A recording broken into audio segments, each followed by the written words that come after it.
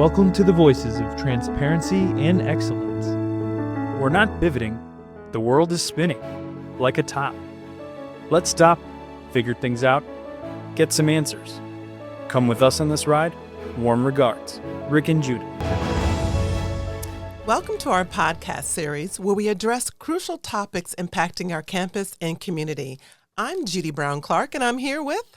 And I am Rick Gatteau. Judi, it's great to be back with you. As you know the news, we got renewed for season 2. We did. That's a big deal. So we're very excited. And it's so great to kick off season 2 with 2 wonderful guests. This is going to be part of a 2-part series on getting the year off to a good start. So we're so thrilled to be joined by Cathrine Duffy, who is the Director of Healthier You here at Stony Brook, and Kristi Ladowski, the Associate Director of Injury Prevention and Community Program Integration at Stony Brook University Hospital. So we're so grateful to have you both join us today. Thank you. Great. Yes, thank you so much for having us. Great. Well, just to kick us off, why don't, Cathrine, do you want to just share a little about the work that you do with Healthier You at Stony Brook? Sure. I feel really blessed to be working with Healthier You, which is Stony Brook's employee wellness program.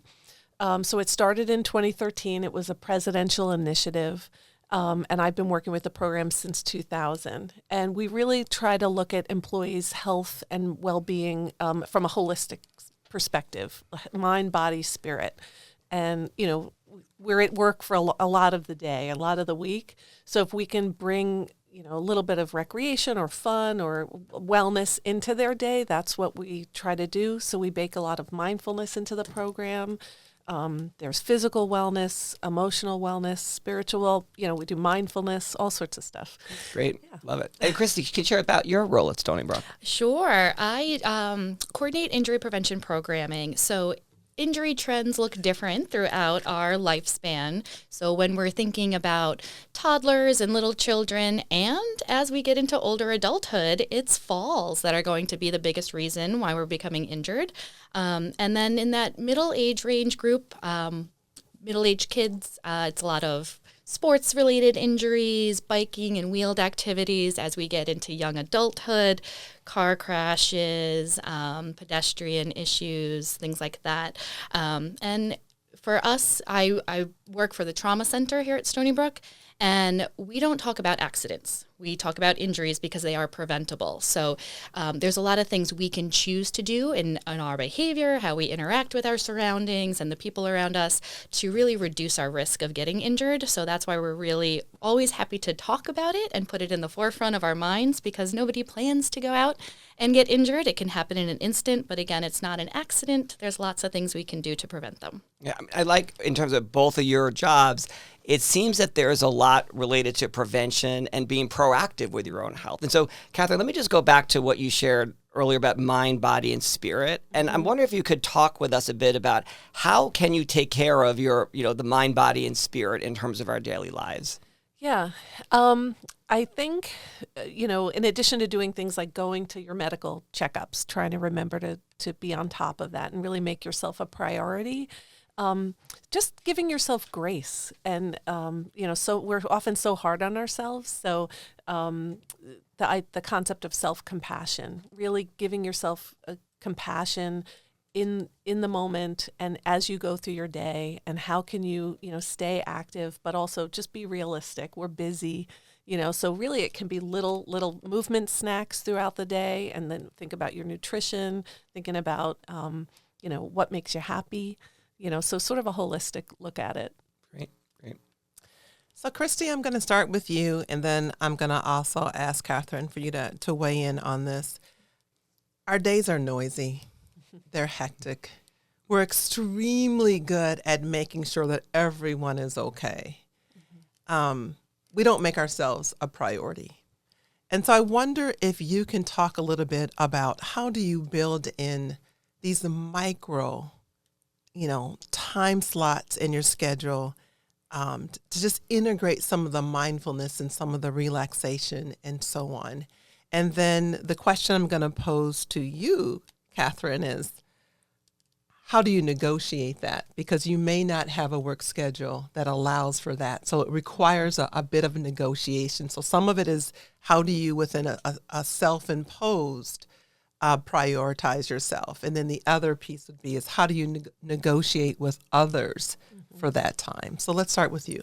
Sure. So for me, my quiet time is so important because in my job, I am an extrovert, but I am in my personal life, my born how I am an introvert. I need that recharge time. So I have to really make sure I'm taking the time for myself to have those quiet moments to recharge my battery so that I can be a better version of myself when I am giving it to other folks around me and just being around the people that I enjoy spending my time with. So some of the things that I like to do are mindful-based exercises. So I actually never knew about Tai Chi until I started teaching it for balance and falls prevention, and I just fell in love with the practice. It is a mind-body practice, so something like Tai Chi, Qigong, yoga, Pilates, bar, these are all different types of forms of exercise that I love to engage in because when I'm taking a class or just self-practicing, my mind is focused on what my body is doing in that moment, not all the other things that have to get done that already happened. So it's really just a pause in my day. So, but we don't always have the time to build in a 30, 60-minute exercise program. So little snippets, like you said. There's lots of YouTube videos or other types of videos where they'll guide you through some meditative breathing or just mindfulness where you're thinking about different things. But one of my favorite things to do, and I was doing it right before this podcast actually, is just sitting outside as often as I can and just observing my surroundings, having lunch breaks outside or a snack break outside, taking the time to walk distraction-free, walking on this beautiful campus. Again, this morning, I noticed how many folks were just looking down at their phones as opposed to looking at the beautiful faces that they're walking past and smiling at all of the, everybody coming back to campus today. So even just walking around and being around people, but it's still your own quiet time when you are just observing nature and the people around you. Now, Kristi, I would add on to that, like there's so much evidence that being in nature, even in small snippets in nature, is so good for us. And mindfulness, when I'm talking about mindfulness, it's just that concept of being aware in the present moment without judgment. So it can be you can be sitting on a bench and doing that. You can be brushing your teeth and mindfully be brushing your teeth and not judging how well you're doing it. So I would agree with that completely. And when it comes to what you're asking about, Judi, how to negotiate. And it really comes down to like setting boundaries in a healthy way with those around you and with yourself and saying, I'm worth it, I need to take this time. This is part of how I care for myself. And it'll make you a better parent, better professor, better student if you are, filling your cup in that way. So really thinking of it as like a healthy way to practice boundaries and give yourself the care that you need. And just one quick follow-up on that. And I think, there's countless studies that talk about the mindfulness, doing kind of kinetic activities and taking a step away from something, particularly when you're really immersed in it and you're struggling, if you have a writer's block and things like that. I mean, there's so much evidence.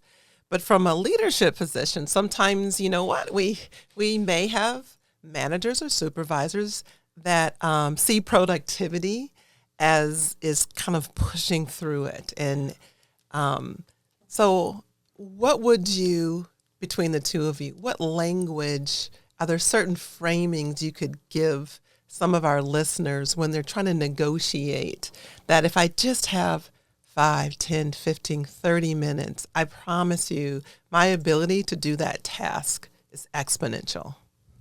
Yeah, I mean, just look at the data. A Harvard Business Review has evidence around taking breaks that you're more efficient. It improves cognition. You're more creative.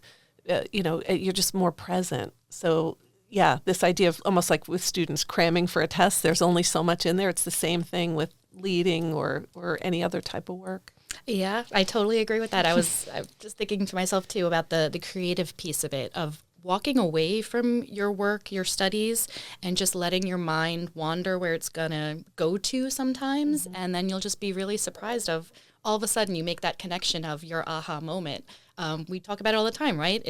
I was about to fall asleep and I had that brilliant thought in my mind. I'm taking the shower where I'm not worried about the work that I'm doing. And that's where it popped into my brain. Mm-hmm. So taking that and saying, okay, well, where can I build in more of those quiet times throughout my day of just step away, just let my mind wander where it's going to go, or practice, some mindful based breathing or other activities, and just, again, letting these creative thoughts pop in.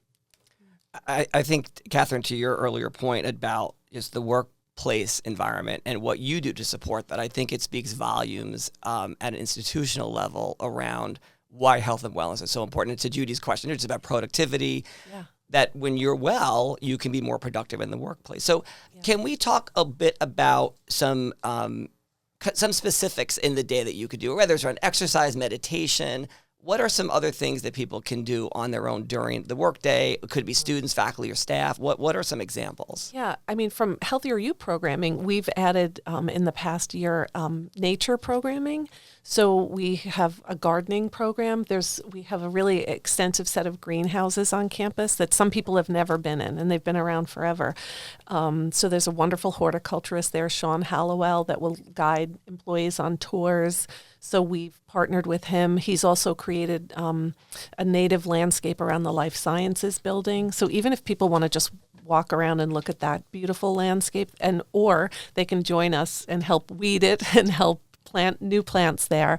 And that's been really fun. People who I may never see at a Zumba class, right? We do fitness classes, yoga, Zumba, and spin, but then they'll come to gardening, so that's what wellness means to them, which I love that there's different people have different definitions of wellness, and they're all wonderful. But yeah, we've done birding on campus. We call it birding at the Brook. And we have a nature guide with references around native birds here on campus, because we have a gorgeous campus, as Kristi mentioned, and with a lot of amazing birds. But yeah, it can be just walking. The one thing about campus too, it's very safe. We have the Simon's bike path. It's very well lit, so it's a really great place to be out walking daytime, nighttime for students, and for faculty and staff. Yeah, that's some of I was going to add one of my favorite things, and I think some of it too is that you think for yourself, what is it that I could be doing on my own? But part of what I think is really helpful is when it's somewhat brought to you to realize the importance of it. One example I was going to share, and I was going to ask the genesis of this. In my email, miraculously, I got this email that showed a 1-minute clip of a nature thing to say, just kind of be present. I'd never seen that before. I thought it was incredible because it forced you to sit for a minute and pause. So I was just curious, what was the genesis of that idea? Actually, so I was at a conference and Arianna Huffington, who founded the Huffington Post, and now I think she had some wellness issues of her own, and then created, she's such an innovator, she created this company called Thrive Global. And one of the things that they do is for other companies, they'll bring in, their wellness platform. And she's a big believer in having these, she calls it a reset, a Thrive reset. So she shared her Thrive reset, and it was a video with her children and grandchildren and pets. And it was just her, I think hers was 60 seconds. And we ended up doing a 30 seconds of peace is what we call it. And I came back from the conference really taken with it, and we have an amazing Marcom liaison in HR, G. Marie Ricciardi, who just said, we can make this. So we use some of the great video that's in the Stony Brook archive, so you can look at the fountain, or some of them are at the beach, so that employees can just pick the one that most speaks to them, and they can just take a minute, It reminded me of the end of CBS Sunday Mornings. Exactly. The nature shot. I watch it for that reason. It calms. It's a calming idea. Brilliant idea. Yeah. Okay, what I love about that, wouldn't it be great if that was your screensaver? Yes. Like when when your screen goes to sleep, that it takes you through, you actually have to do 15, 20, 30 seconds of just, I'm going to center you before you log on to whatever. So Kristi, we talked a little bit, and it was brought up around distractions, people looking at their phones. And it's interesting, I was standing in the line the other day, and I was just kind of looking around, and literally there was about 20 people in this line. 19 were looking at their phone, including parents with children were looking at their phone, not interacting. So around this distraction, it's a little bit of recklessness. And we think about, and the CDC had a report, and I'm going to connect this, had a report that men are less likely to wear seatbelts than women. And so why do you think people choose to or not to engage in certain types of safety strategies or behavior? The same way we know foodborne diets, using, use of alcohol, use of cigarettes and so on. So it's really not an educational platform that changes people's values and behaviors. Can you talk a little bit about, some of these choices, some of these distractions, and can you give us some insight into that? Yeah, no, I love this. Yeah, it's tough. So like you said, it's not about that we're not educated on things or we don't know certain things are going to cause poor health outcomes in the future. And maybe, again, so it's that perceived risk over the perceived benefit. So in that moment, our benefit or perceived benefit of whatever we're looking at on our phone outweighs whatever risk that we potentially know might happen. So that's our second to minute, day by day, that's how we kind of live our lives is in this moment, what's my, penalty versus reward for this? And we're all going to perceive that differently. So for me, when I grew up, my mom was the mom that was the one who would pretend to start to pull out of the driveway and then hit the brakes and be like, seatbelt test, and just to make sure the minivan full of kids, everybody had their seatbelts on. So it was it was drilled into us. We knew, so I can't get into a car and not put my seatbelt on. But other people, that was not a behavior that was part of their growing up. So now it's how do we change our behaviors? And it's hard. We make these habits. So that mindfulness, it all goes back to that of being in the moment and kind of weighing these things out of, truly, believing that this is going to help me, not just in the long term, but in this moment to feel better. So, again, for me, something I'm trying to get much better at, because a lot of us use our cell phone as our wake-up alarm. And then as soon as that alarm goes off, what do we start to do? Scroll through email, social, whatever it is. And then next thing you know, we just wasted 20, 30 minutes laying in bed. We didn't even get up. Then I think to myself, well, I could have slept longer. Yep. Or I didn't have to then rush to get to my first morning meeting or whatever it might be because I just wasted all of that time. So in the moment, I was fooled into thinking that this is the right thing for me in the moment, but it wasn't.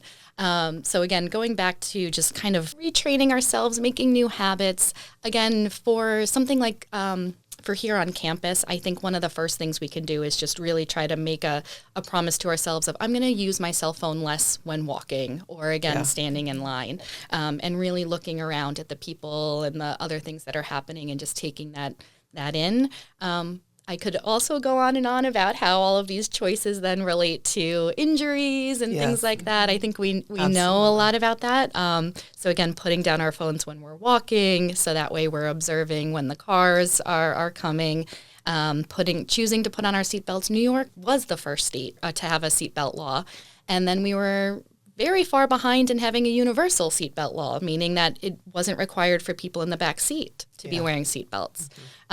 So again, we had to change that behavior once that came around. We had a penalty in place. So now we're trying to change those behaviors because it was a social norm for us here. So that's the other thing too, is what are our peers doing? And when we see somebody else on a phone, we want to get on our phone. And then as, like you said, parents, what are we demonstrating for our children?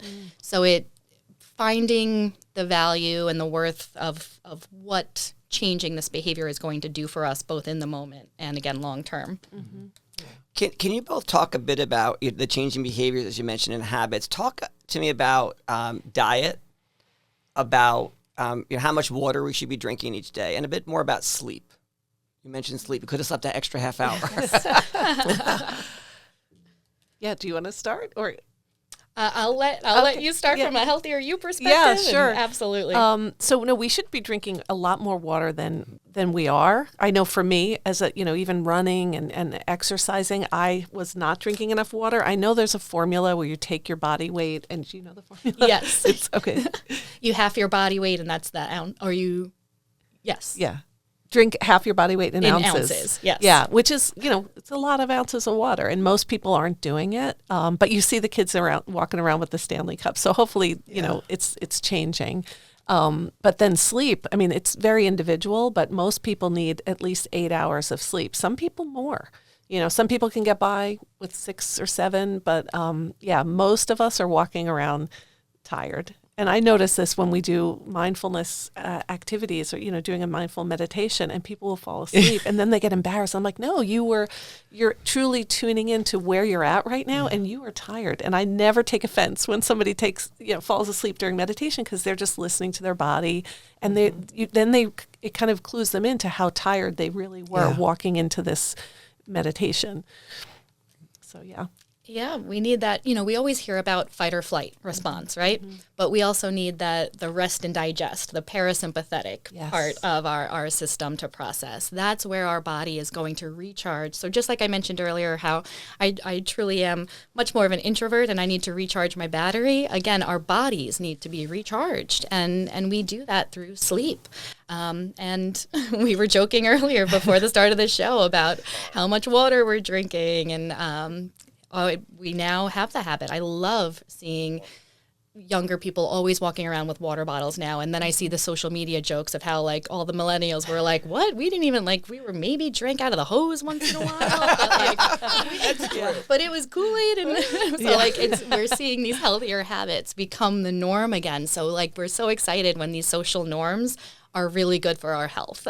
So love that. Prioritizing good sleep, love that carrying around these giant water bottles that's the cool thing to do now. Now, how much does diet come into the conversations you have with people you work with or folks at the hospital? Yeah, for me with Healthier You, it's one thing. When I came into the program, I really wanted to take an anti-diet approach but a healthy nutrition, but anti-diet. Because in the wellness space, it's so easy to go straight to diet culture, which is actually really not good for us and pretty pervasive in the wellness area in our culture. So coming into it of thinking about healthy nutrition, not being solely weight-based or using BMI as an individual measure of health, which it is not. So for Healthier You, we try to look at if we'll going to do a program, we'll talk about behavior change, and we'll work with the dietetic interns at the hospital who are amazing in the family medicine program, but we try not to focus on, I think when I came in, there was a program, Maintain, Don't Gain, and around the holidays, and it was a lot of shame-based, don't eat that Christmas cookie. And it's you know what? Maybe eat the cookie and enjoy your life, but you move and make sure you're getting, so it's more about what you should be doing, positive. What are some healthy foods to eat? Whole foods, lots of plants, prioritize protein, of course, and not too much of anything. But that's kind of the approach that Healthier You takes. And so far it's been working. Yeah. And again, going back to social norms, but also positive social pressure, because consumer trends change over time and they're now trending towards healthier. The companies and the big box stores are now changing their marketing schemes. So now we're seeing the Rethink Your Drink campaigns because they're realizing that, people are recognizing that taking all these sugary drinks is not healthy, and we want to now drink more water. So now they're saying, okay, exactly what you just said. It's about balance. Yes, you can treat yourself every once in a while, but food really is medicine, and what we're taking in really does make a difference. And it's nice to see that, again, the culture is kind of changing the way business is being run, and things are being marketed because they have to meet the consumer demands. And I think, and I appreciate kind of that corporate, because so many things are consumer based. Or they're marketing and it feels like there is, you're creating social norms, or you're socializing things, or you're weaponizing things. And so I think when we talk about health and wellness, many times it is seen as it's demonstrated by this. Right. You know, This is what well looks What- like. what- exactly. Yeah. This is what well looks like. And so I wonder what's kind of the counter messaging internally that a person can. I mean, we all know the basic food groups. We all kind of learned this earlier, but we've been socialized to use other indicators as to what is health, what is fitness, what is, eating healthy, and what is good mindfulness. If you could give like our listeners like one thing that they should take away from this conversation, what would you suggest that they do that just kind of puts them in the position of being a good consumer of information?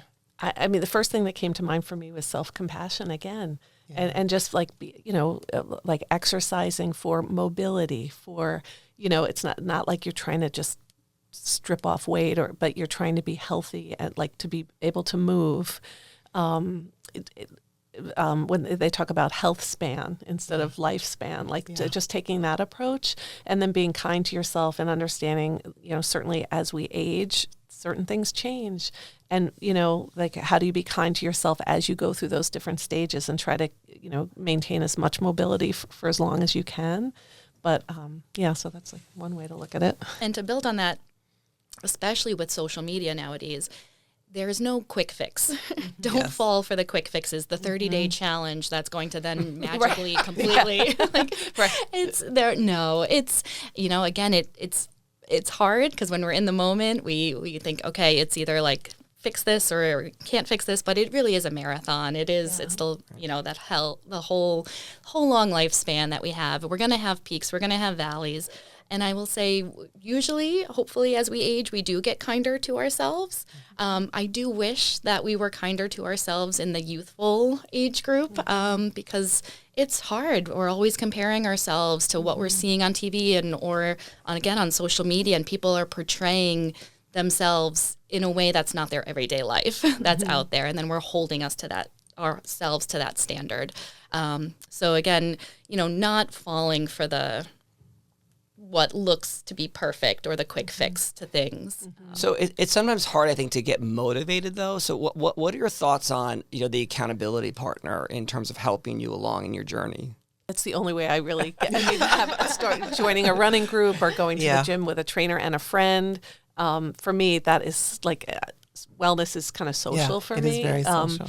So that's really important, I think. And when that person's waiting for you in the parking lot at 5:30 in the morning, you don't want to let them down. So you show up for the run. Yes. Definitely.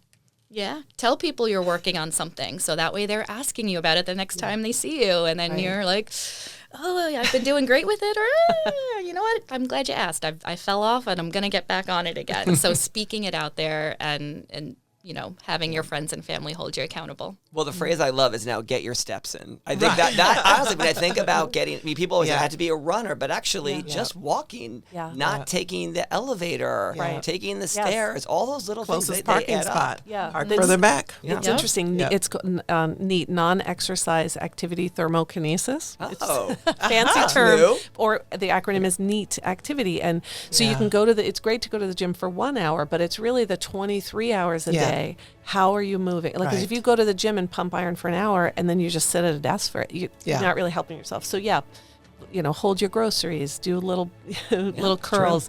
There's so much about that. Yeah.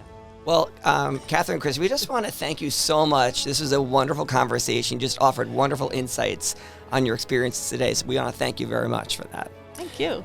And again, always enlightened, and we look forward to joining us and all of our audience for next week, where we'll dive into understanding basic savings and investing, another type of physical health and wellness. That's true. And we'll answer those questions and what is Bitcoin. So for now, I'm Judi Brown Clarke. And I'm Rick Gatteau. Thank you for tuning in.